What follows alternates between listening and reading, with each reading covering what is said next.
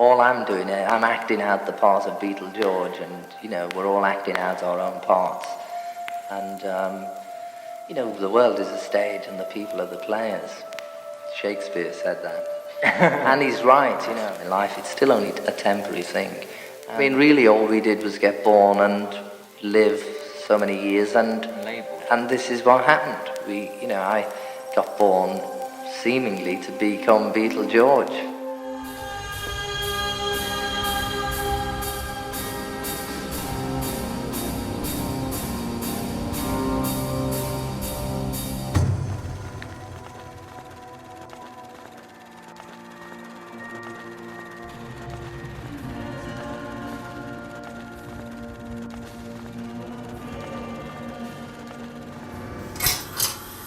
Let's start with the first one, Come Together. Come Together. It was one of the ones, one of the last ones to be recorded, one of John's songs. John was in an accident, so he was off for a period of time, and then when he got back, which was only a week or so before we finished the album, we did this one.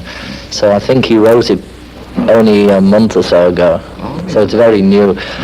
And it's sort of 12-bar type of tune, and it's one of the nicest sounds we've got, actually. Nice drumming from Ringo, and it's sort of up-tempo, I suppose you call it, a rocker beat, a boogie, with very Lennon lyrics as well come together. Something is a song of mine I wrote towards the end of the Beatles album, the White Album. I wrote it as we were still recording that album, but I never finished it off. I could never think of words for it. And also because there was a James Taylor song called Something in the Way She Moves, which is the first line of that. And so then I thought of trying to change the words, but they were the words that came when I first wrote it. So in the end I just left it as that and just called it Something. And actually I think Joe Cocker's recorded this song. Oh, yeah. Because when I wrote it, I imagined somebody like Ray Charles doing it. It's that's how the feel I imagined, but because I'm not Ray Charles, then I'm sort of much more limited in what I can do. Then it came out like this. It's nice. It's probably the nicest melody tune that I've written. And Maxwell's Silver Hammer is just something of Paul's, which we've been trying to record it. We spend a hell of a lot of time on it. And it's one of those that instant sort of whistle along tunes, which I don't know, some people will hate and some people will really love it. It's more like sort of honey pie, fun sort of song. But it's pretty sick as well, though, because the guy keeps killing everybody. That was good because, I had that synthesizer, and that's one of the tunes we use synthesizer on, which is pretty effective on this. Oh Darling, to me, is another of Paul's songs, which is typical sort of 1950 to 60 period type of song, the chord structure and everything. It's really nice. Those groups, I can't think of the names, but it's typical sort of 1955 type song. But this is more really just Paul singing. We do a few oohs in the background very quietly, but it's mainly Paul shouting. Octopus's Garden is Ringo's song, is the second song Ringo wrote, and it's lovely. It's again like Ringo. He gets bored, playing the drums, and at home he plays a bit of piano, but he only knows about 3 chords, and he knows that's the same on guitar. And so the main music he likes is country and western, so it's really got a country and western feel.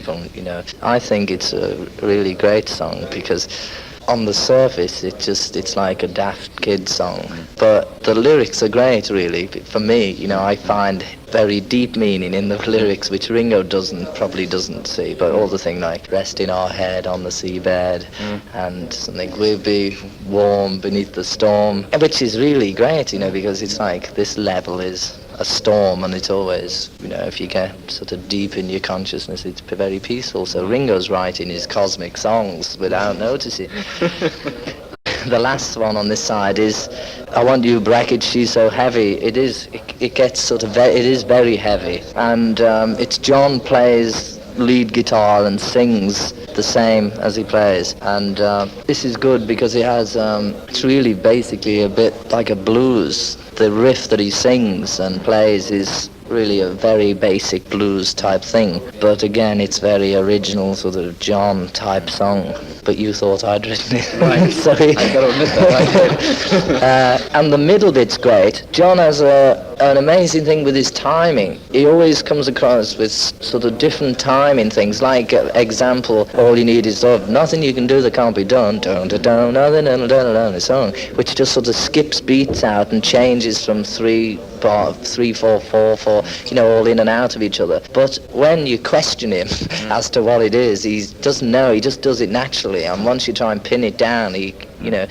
the bridge section of this is a bit like that. It's got a really very good chord sequence that he uses. Side 2, Here Comes the Sun, is the other song that I wrote on the album. And it was written on a nice sunny day this early summer in Eric Clapton's garden. Because we'd been through really hell with business, and you know, it's very heavy, and on that day I just felt as though I was sagging off like from school. It was like that. I just didn't come in one day and just the release of being in the sun, and it was just really nice day. And that song just came. It's a bit like If I Needed Someone, and you know, like that basic sort of the riff going through it is the same as you know, all those bells of Rimney sort of bird type thing. Yeah. Well, that's how I see it anyway.